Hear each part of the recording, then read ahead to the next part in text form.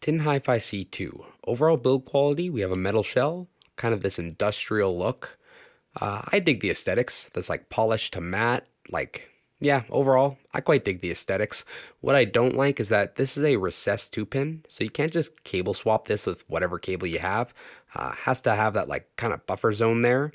The ear hooks are pretty comfortable. Cable's pretty well behaved. No chin slider though, and it's just like the two strands kind of running side by side into a right angle termination. I really don't like right angle terminations. I find them kind of less fun to use. But yeah, overall build quality, I'll give this thing a pass. It is under 40 US dollars, so half the cost of the Moondrop Aria, double the cost of the 7Hz Zero. Does not come with a case, but I mean, the build is, I think, better than the Aria. So it's like, do you want the case or do you want the better build? How does it sound? Well, bass is pretty solid. I do wish for more sub bass in my replay, but this is a good sound. I do. It has like a coherence to it. Everything sounds nice. Flows nicely into the mids. When we get into the upper mids and treble, that's really my main complaint about this tuning. I find this is a little too hot for me. So upper mids, treble, anything beyond about, the 1K mark, I was like, just bring that down a tad. If we bring that all down a little bit, I could listen to this all day. But it is a bit intense. It is a little bit forward there. So something to keep in mind if you're like me, if you have those sensitivities in those upper regions.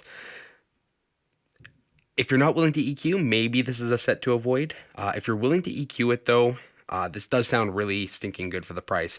I feel like overall the sound quality is better than the Moondrop Aria, and this is half the price. So good job, TinHiFi. I think that's a win. I think that's a win. Yeah. Let's talk about some songs. So, Audio Slave. That is where I noticed that the upper mids and treble were they were kind of taking over for me. Essentially, snare drums, like guitar slides, sometimes vocals. It all just kind of comes off too much for me at times. But yeah, if I EQ that down, I didn't have any problems. Big Boy Kill Jill. This song, I didn't have much issue with. I didn't. I prefer a little bit more bass with that song.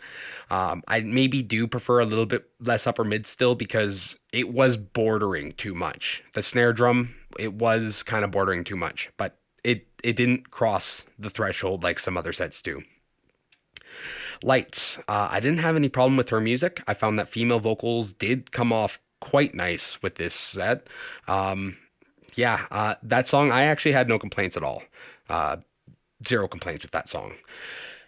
Lady Antebellum, Slow Rolling. Upper mids and treble. Again, like for some tracks, it's just way too intense for me. So yeah, it is a bit track specific for me.